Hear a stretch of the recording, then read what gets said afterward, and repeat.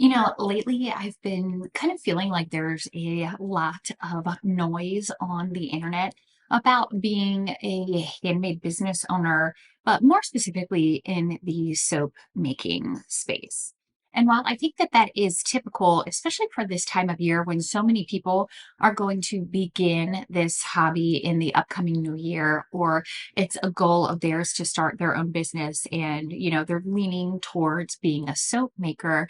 I think that it's important to kind of dispel these myths and go through them and really figure out together here today if those myths are true or if they're just someone trying to make noise and kind of try and get people to not become a soap maker. So, if this describes you, if you're considering starting a soap business in 2026, if you are thinking about being a handmade business owner, then this is going to be a video you'll want to stick around for. So let's go ahead and get into it.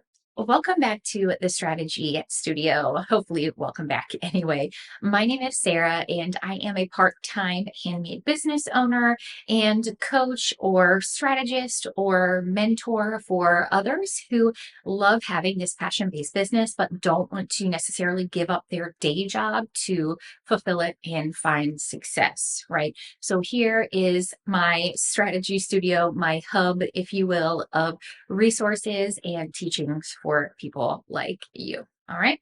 So today I definitely wanted to get into this because it seems to be a really hot topic that always pops off this time of year. People just start saying like random things, right? Which is definitely not new to the internet. But I find particularly that people start saying all of this weird stuff about soaping and being a soap maker. And as a soap maker myself, I spent most of my handmade business time kind of like nurturing and formulating and growing. I've just kind of found some of them to be silly, some of them to be borderline true, and some of them to be downright ridiculous. So I wrote down the ones that I thought were the most important to cover in my new notebook. We're getting towards like the middle, guys. And as you know, I can't ever finish a notebook. Now, the number one thing that I think of when I see people say this online is, wow, you just don't want other people making bar soap. Like you want there to be less competition in the handmade soap business market. And I feel like this is 100% false. That people are always going to be buying bar soap, and there are enough people to go around in the marketplace. Bar soap isn't going anywhere. There's a huge rise going on. Excuse me for using the word like crunchy moms, but there is a huge rise in women specifically going back to bar soap from using like body gel wash types and loofahs just from a sustainability aspect, but also because when you have and use bar soap or buy bar soap, you're typically able to control the ingredients. And again, that minimalism, that, chemical free, all of those tags, that clean beauty aesthetic is really, really ramping up, meaning it's going to continue to grow. So that is definitely a myth, and I would never follow that advice and let that kind of persuade you to not pursue this type of market. Now, myth number two, this one always is a hot topic I see, especially in Facebook groups, because people really do just like to argue. And I definitely see both sides of the coin here. The myth itself is that markets, like vendor markets, are a must if you want to make money in your soap making business. And like I said, I can see both sides of this. People are probably more likely, I think we can all agree, are more likely to buy bar soap from a vendor market than to like go searching for it on a like standalone retailer or small business website, right? Like I can definitely see that being true. However, there are plenty of other places that you can sell your soap without having to go to markets. Me particularly, I love going to vendor markets, but I have 3 young kids. I just really don't have time for that right now. I feel like when they get older, it might be something that I look back into. But I kind of, when I was growing my business, my daughter helps me, my oldest, she's 11 now. when we're working together and we go to markets, we have such a great time. When we were initially growing the business, we kind of went into four different retail locations. We were at a vintage market monthly. We were doing vendor markets. We were trying to do all the things. We were working on fair, like, the whole thing, which fair is a whole nother bucket in itself. But we were doing all of these things. And what ended up happening was things just quickly spiraled, right? And it just turned into something that I didn't love anymore. And I don't want to dive too far into it because I have talked about that in other videos. But I guess what I'm trying to say is while markets are a really solid, great place to build community, build brand recognition, get some easy, quick sales, move a lot of product quickly, I'm just saying that it's not the only way to do that. I think it will be hard if you just have your own Shopify store unless you have built a customer base, like say from social media or an email list or something like that. I think it would be rather challenging if you're on Etsy and you position yourself in the right way. I think that you would definitely be able to find success there. And same with Fair, or like another wholesale platform. But I don't think that markets are a must in any way, shape, or form. And I don't think that they are necessary to make money. Take that as you will, take it with a grain of salt because I am part time. I don't want to quit my day job. I'm not trying to replace my income. I'm just trying to supplement it. So that is kind of the lens I'm looking at all of these myths through. And if your goal is to be full time, if your goal is to go brick and mortar, if your goal is to totally replace and surpass your day job income, then this might not be the best advice for you. You have to decide what's going to be best for your unique situation. I absolutely love to talk about myth number three. And while all of the myths aren't, I'm kind of putting them through the lens of being a soap maker, but they can really apply to any handmade business owner. Myth number three specifically does speak to soapers because formulation can make or break you as a soap maker. And I have been there so many times. I have been making, I know it's not a word, but I'm saying it anyway. And I've been breaking. Okay. I've made and I've broke and all the things. I have plenty of failed soap tutorials back on my channel. If you scroll back a while, I have two that I haven't even uploaded yet that were supposed to be for my fall collection. I don't even know if people would be interested in seeing a soap fail anymore. I don't know, but it is that specialty bars are really hard to master, as in making a specialty bar of soap is a major undertaking, a huge challenge, and in many cases is not worth it. Do I think that is the case? No, I specifically do not think that this is the case. However, I do believe that there are circumstances that would make this be true. One of them, the main one being, if you have a really tight budget and you don't have a lot of funds to work with, like you need a home run to get you going, right? So you can explore further options later on. You need a quick cash injection. You need to be able to move some ingredients and move some bars. I don't think that the right place to start is formulating a specialty bar that you have never made before. I think that you need one main focus bar that you can sell that you become known for. And the reason that I personally recommend it to not be specialty at the beginning of your journey or while your budget is tight is because if you have never made the bar before and you're formulating it for the first time, or you're using a fragrance oil for the first time and you don't know how the bar is going to react, what's going to happen through the saponification process, like if you don't know what's going to happen with the bar, then you should not waste the ingredients, time, packaging, etc. to make that bar. Fragrance oil, colorant, design choice, the additives. Don't want to waste any of those materials on an unsafe bet, right? So find one that you already know you can knock out of the park. And if you aren't sure, I do have a formulator's vault. It is like a digital vault. It's like a Google Drive of resources for handmade business owners. And within that, it does cover all types of handmade businesses, but within it, there is a formulas and recipes folder. And I have in there my personal favorite soap recipe, the one that I make all of my bars with. And you could definitely check that out. That can help you get a solid formula to like hit the ground running. The entire vault is $29 and then you get like unlimited access and I add to it quite often. So you'll be able to use any and all of the resources for eternity, basically, or at least as long as I'm offering it. So yeah, and if you don't want to pay $29 for the drive of resources, then that's totally fine. You can go and watch other people's tutorials or other tutorials here on my channel, like not a failed one, obviously, but an actual one that worked out. And you can use those recipes. There are lots of free ones floating around. Brambleberry.com is a really great, resource vault as well for formulas and different soap projects that you could get started with. I'm just saying, if you have a tight budget, or you're working in a deadline, or you're trying to make some fast moves, I would not formulate and test a bar from scratch off the break. Save that for later when you have like a little more cush going, right? And then once you get that cush, then start working on your specialty bars. They're definitely not hard to master, but they are hard to formulate correctly and test out, because quite often they will fail. And that's just the nature of the business. I've been doing this for 5 years, and just 2 months ago, I made 2 new specialty bars of soap, and both of them turned out terribly. So, like, it's not, it doesn't speak to your ability to be a formulator or your ability to be a soap maker. Some combinations are just not good. And that's that, right?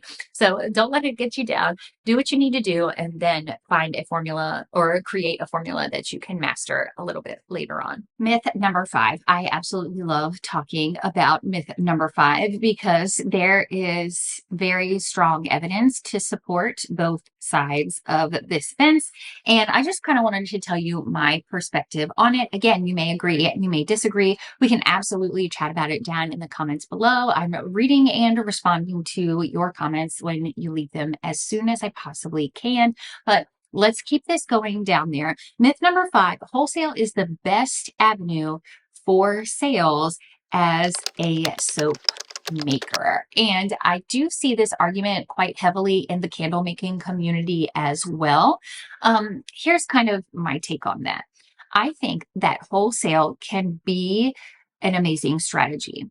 I think that wholesale can be your entire strategy. I think there are plenty of businesses that find tons and tons of success on wholesale platforms only.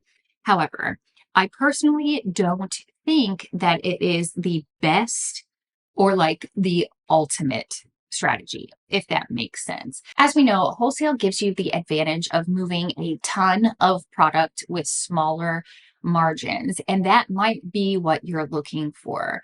But if you're trying to make a lot of money, I would not recommend going the wholesale route, especially at the beginning, because it's not necessarily the quick sale or like the shoe in or the slam dunk. I'm going to leave the similes there because I want to make sure I get this point across. Here online, you see a lot of handmade business owners talk about being on Fair or other wholesale platforms, but let's just call it what it is. Most of us are talking about Fair. So what I see is a lot of people talking about how amazing Fair is and how Fair has totally changed their business and how wholesale is amazing. And while that is definitely true, I don't think that that is the full story for everyone. I think that you are either, and I've talked about this before, I think that you are either extremely successful on Fair and you have daily orders rolling in, or you experience crickets, which is why I don't think that having a wholesale strategy without being extremely refined with some knockout SKUs is going to be the key here or the way to find success. Wholesale is an entirely different monster, an entirely different way of selling and way of making products than retail is.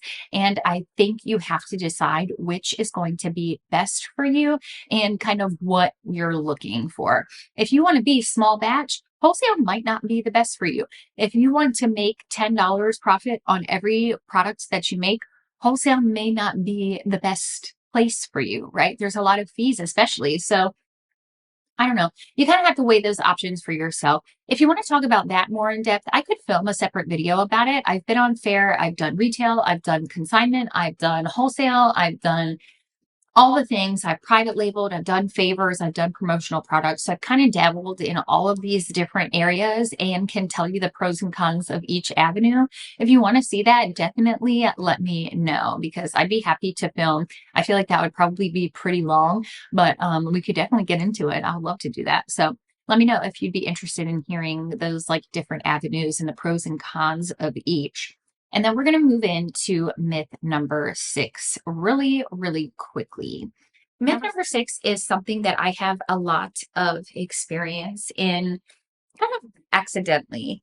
When I started my handmade business, I obviously thought I had everything figured out. Like you couldn't tell me a single thing.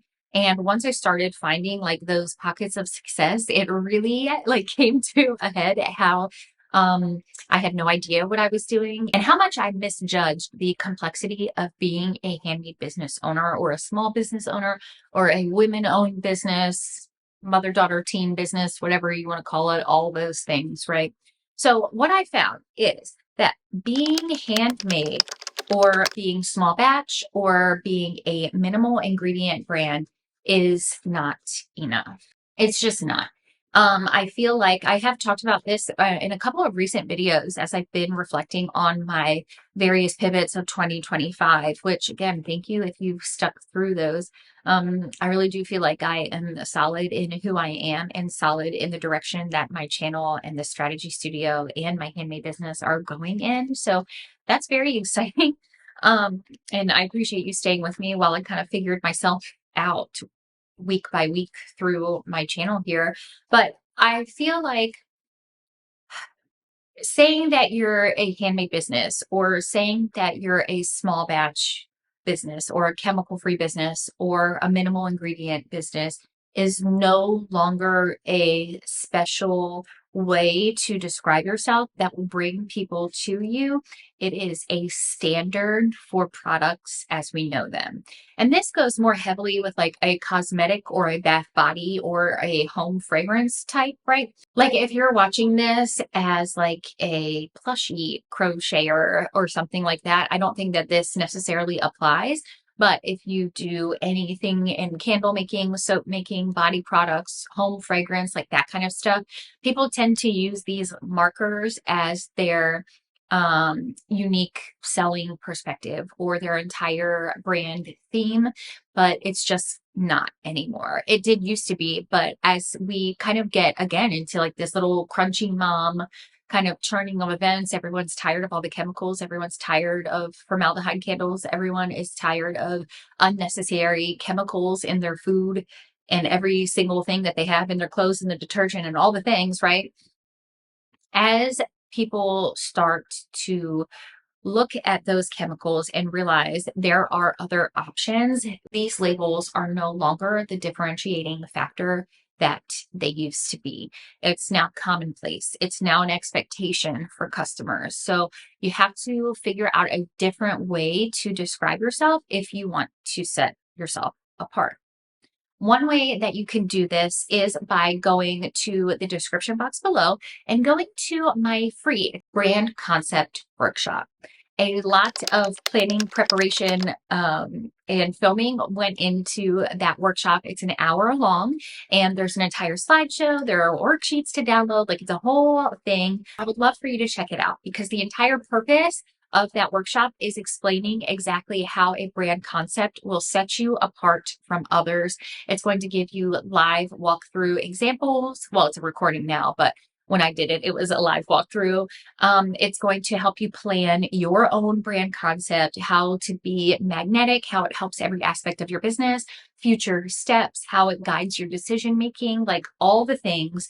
And everything is based on this one brand concept that you develop within the workshop. So I would love for you to check that out. I think it's extremely valuable to any handmade business owner, especially one that needs like kind of help or mentorship or coaching in separating themselves and standing out in a crowded marketplace, whether that be a vendor market, virtual market, fair market, whatever the marketplace is. This workshop will absolutely help guide you to be that way. And it's free. So what do you have to lose? Okay, with that, I'm going to end today's video. Again, I'd love to talk about this more in the comments below. Let me know what you think. Is there something else that you keep seeing repeatedly online that you're like, God, this can't be true? Is this true? Like other myths that you hear or other hot takes that you hear? We can talk about them down below. And if there's enough, I'll make a part two. I think that would be awesome as well. Thank you again for tuning into the Strategy Studio. My name is Sarah. Subscribe if you vibe, and I'll see you next week. Bye.